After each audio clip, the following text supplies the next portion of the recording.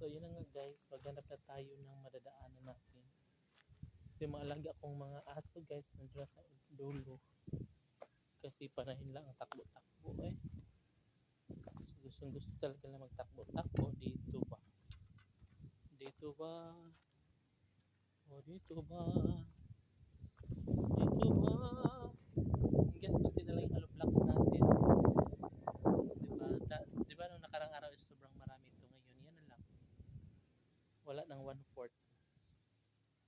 Diba? Sobrang perfect.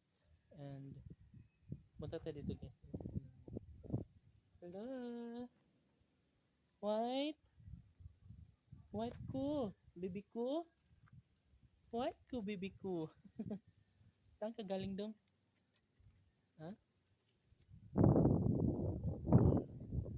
Hindi naman na. Ano na? Sunod ka na. Sunod ka na to. Punta tayo doon. So guys, dito is malapit talaga siya guys. Nakapag-flooring na sila dito. Ayan. Kita ba? Hindi na madilim. Ay, kita. Ito. Medyo maliwanag dito.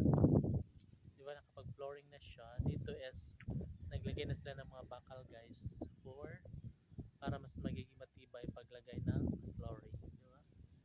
So malapit na siyang matapos. And so every day ay yan ang ginagawa nila guys. Kaya naman ay syempre guys, matatapos na yan very soon.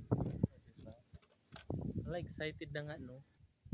Diba? So dito guys ay matatapos na talaga ito lahat kasi minamadali.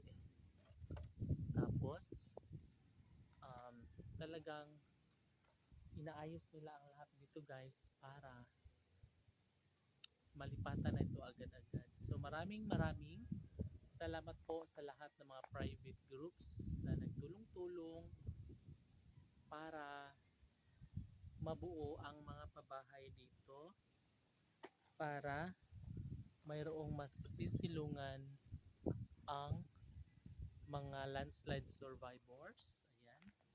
At syempre, salamat sa LGU Baybay na siyang patuloy hanggang ngayon para unti-unti nang matapos ang pabahay, no? Sobrang nakakatuwa dahil malapit nang matapos ang pabahay natin dito. At syempre, talagang konting kembot na lang at matatapos na ang mga kabahayan dito. Diba?